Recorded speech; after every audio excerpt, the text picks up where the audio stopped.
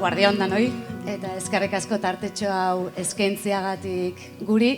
Azkenean Mikelek esan bezala ez, gure ikuspuntua guk entzun dugun lekutik egingo ditugu ekarpenak, laburpenak, ero galderak ez.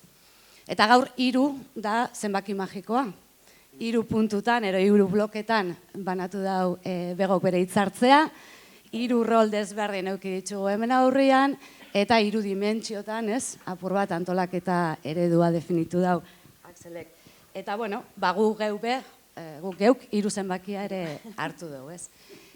Ikusi duguna bai izan da, ez, konplexutasunean navegatzeko, bueno, testu inguru baten gauzela, garapen komunitarioa, ekintza komunitarioa eta parte hartzea aipatzen dugunean, ez da.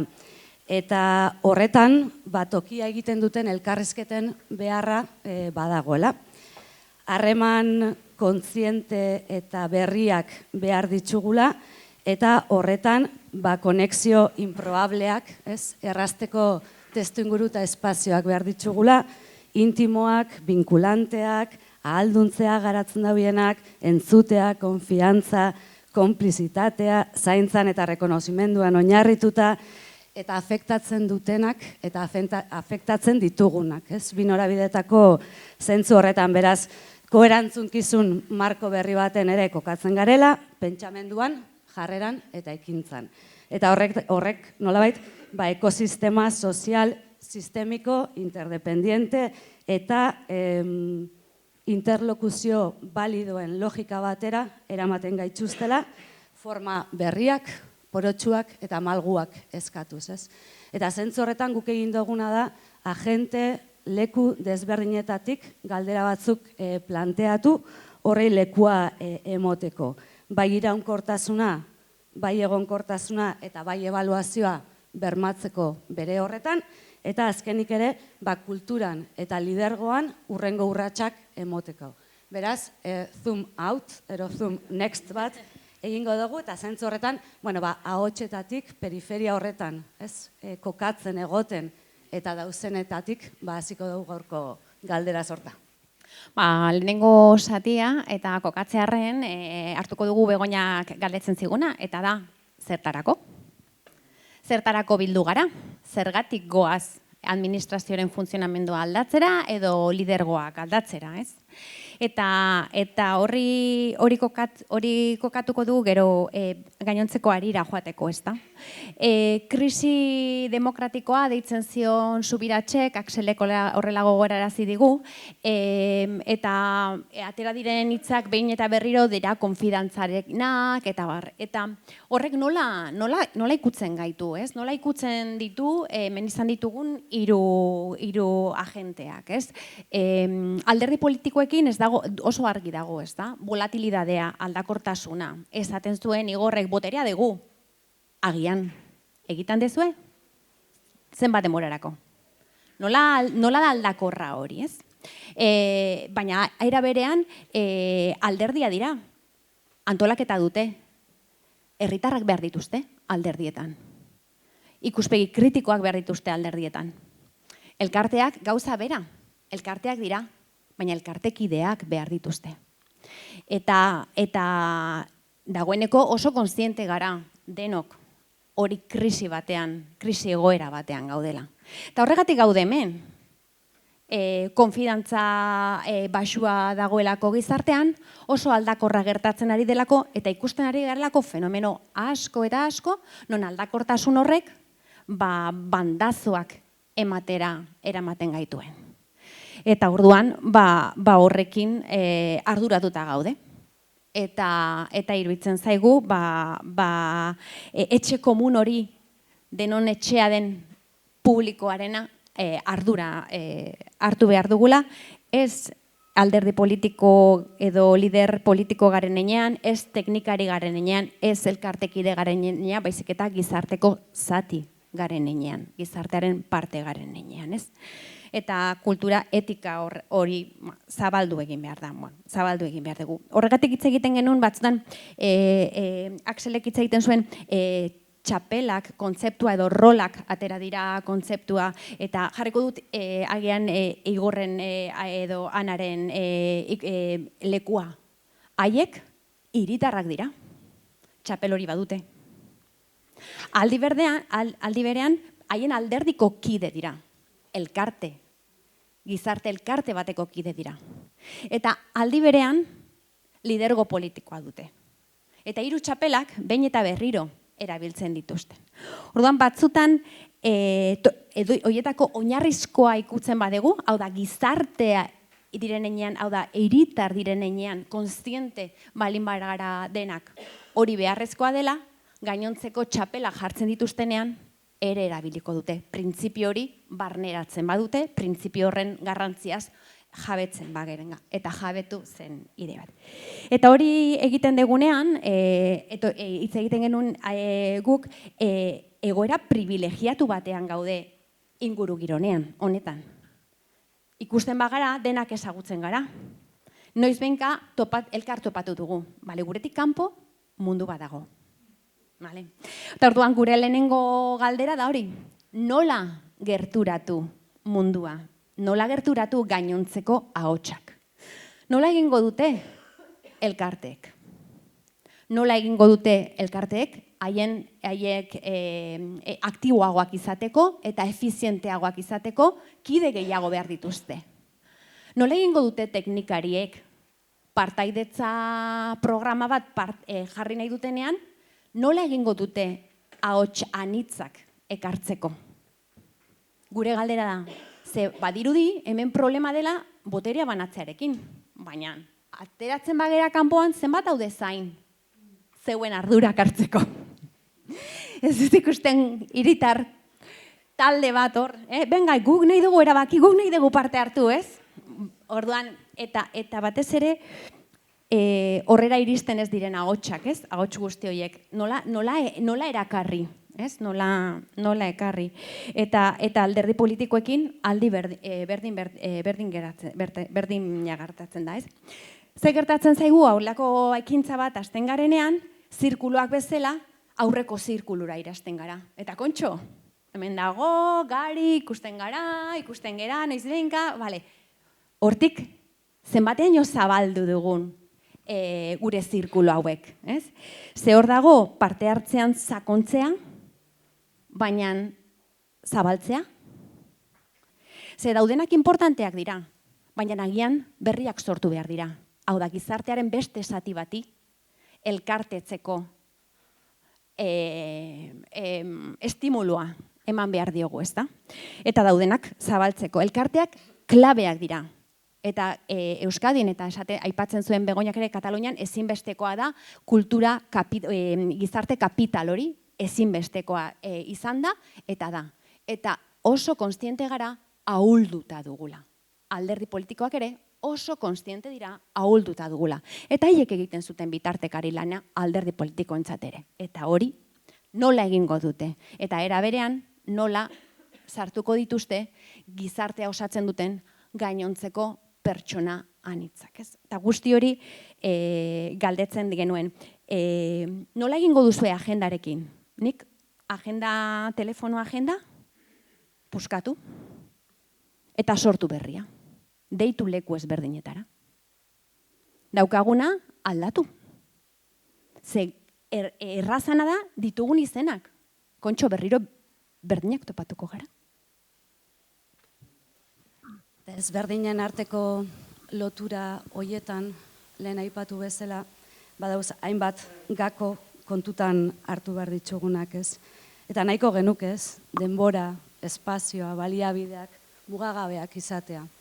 Baina bai behar ditugu ere, beste leku batzuetatik, azkar erantzuteko, demostratzeko evidentzia posibleak, ez? Ikusteko parte hartzearen balioa zein dan. Eta zentzu horretan, aipatu da hemen askotan, ez? Ikasten duen erakundea gara, ero ikasten duen erakundea bagara, ikaskuntza horiek izan konfliktotik, izan ondo urtendakoetatik, kristalizatzeko eta materializatzeko espazio eta logikak behar ditugu, ez? Eta kristalizazio horreitan ere akordio markoak zeintzuenak, asko guztau jat, akordatuko garen, ez? Ze normalean akordio markoak eraikitzen ditugu, baina ahaztu egiten ditugu, orduan nola akordatuko gara, akordio marko hoietaz, ez? Eta akordio marko hoiek lerro gorrietatik hasi barik, lerro berde hoietatik hastea, ez? Edanok dauzkagu espazio komunak, adostasunak eta lerro berdeak, baina zeintzuk die lerro berde, muga berde hoiek, ez? Oztopatzaile eta errestatzaile terminotan hitz egin da ere bai, baina berdeak, ez? Ematen dozku esperantzarako beste begirada bat, ez? Orduan, marko hoietatik baloreetan oinarritutako ebaluazio sistemak eraikitzeko beharra ere aipatu da, eta nola egin geike hori. Zein izan alda tresna eraginkor bat, balore hoietan oinarritutako ebaluazioak egin eta partaidetza benetan sustatu eta garatzen dugula definitu ahal izateko. Nola orekatzen die erabakiak ez periferian beste leku batzuetan eta beste leku batzuetatik hitz egiten dauen jende horrena. Nola sustatu erabaki estrategikoetan partaidetza batzutan badauzenean espazio batzuk konfidentzialak dienak. Nun kokatzen da hor partaidetzaren balioa. Nola sustatu erantzunkidetasuna? Ardura, boterea, erantzuna. Ze estrategia, ez? Garatu daitezke denporan ziar iraunkorra izateko parte hartze prozesua, parte hartze dinamika, gu izateko parte hartzaile. Ze egitura struktural aldatu behar ditugu hori gertatu ahal izateko. Eta nola neurtu eta islatu epe luzeko emaitzetan, epe motzeko evidentziak. Nola erakutsi posible dela, gertatzen dela eta eragiten dauela. Eta horrekin lotuta, kultura aldaketa eta lidergo aldaketa. Eta horiek ja gure azken galdera multzak. Horrela joan da kultura, lehenengo kultura hitz egiten dugunean oso jabetuko gara, kultura aldaketa ez dela bihar egingo den zerbait. Kultura aldaketa dauka, orain biologiatik etorri zaizkigun adibide guztiak hartuta, nik zuhaitza esango dut, ez? Eta zuhaitza bat, baso bat erretzen denean, berreraikitzea oso konplexua da. Zuhaitza motak berraztea, hazia jarri eta handitu bitartean ez dago itzalik. Eta itzala galtzen aldugu, ez? Kultura zibiko edo parte hartzailea duguna galtzen badugu, muskulu hori galtzen badugu, ez daukaga itzalik. Eta berriro eraikitzeko, naiz eta dakigu nola eraiki behar den, denbora asko eta inbertsio asko beharko dugu. Ikusten dugu adibidez bozka egiteko adibidearekin, ez da?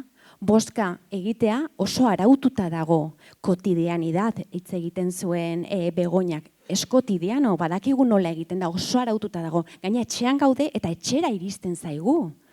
Bozka iristen zaigu etxera, badakigu nola da. Eta bozka egitera goazenean, telebistan behin eta berriro esaten diguten nola egin behar den. Noiz den eguna. Eta gainera, igandean jartzen dute. Eta gainera, bozka egiteko ez digute esaten 10-etatik 11, baizik eta 9-etatik ia 8-etaraino. Eta gainera, iristen bagara, alderdi politikoko jende asko eta prokuradorea eta daude esplikatzeko nola egin bozka. Eta baliabide guzti horiek erabiltzen ditugu parte hartzeko. Eta hori eraman behar dugu beste alorretara, kultura hori ere sortzeko. Eta hor egiten dugun inbertsio guztia pasabaldu behar dugu, pensa, eta hor bai iristen gara. Ze naiz eta ez jakitu nahi izan, naiz eta problema fisikoak izan, ja, iristen gara.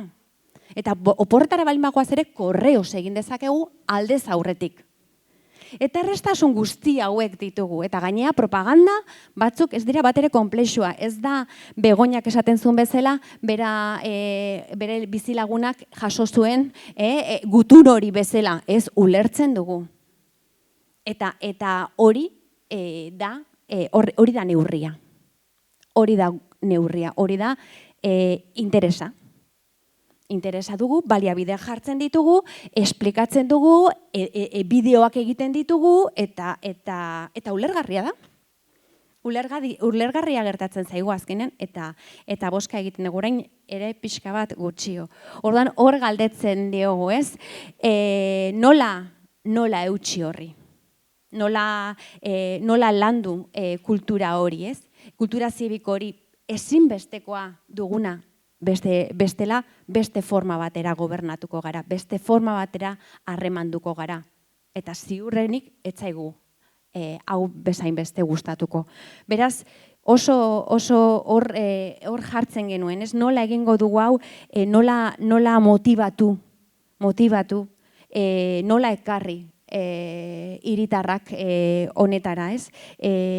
Nola konprometitu, nola jabetu, nola esan publikoa dela eta denona dela. Eta beraiena ere, ez? Hitz egiten zuen leno, Axelek hitz egiten zuen konsumitzailearen paper hori, ez da? Hiritar bat zerbitzu publikoen konsumitzaile bezala, ez? Ez, zurea da, zure ardura da. Batzutan, boterea partekatzen degunean, ardura hori hartzen dugu eta praktika horrek laguntzen digu. Agian horrek lagundu dezake? Hori da gure galdera, ez? Pentsatzen dugu botere lidergo partekatu horrek lagun dezakela gizarteak horre balio hori ere izatea. Niri pasa zitzaidan, nire oso motx fakultateko ardura hartu nuenen, eta orain agore ziur oso argi ere izango du, fakultateko ardura hartzen dezunean, batean konturatzen zera kortinak daudela. Eta orduan jabetzen zara, orain irakaslea naiz, utzi nuen kargua, eta orain gelara sartzen naiz eta gelako kortina etena baldin badago, zen norbait irakaritu da, mai batea jotzen naiz eta jarri egiten dut. Eta hori da begirada aldatu egiten degunean. Eta orduan haratago ikusteko kapaz.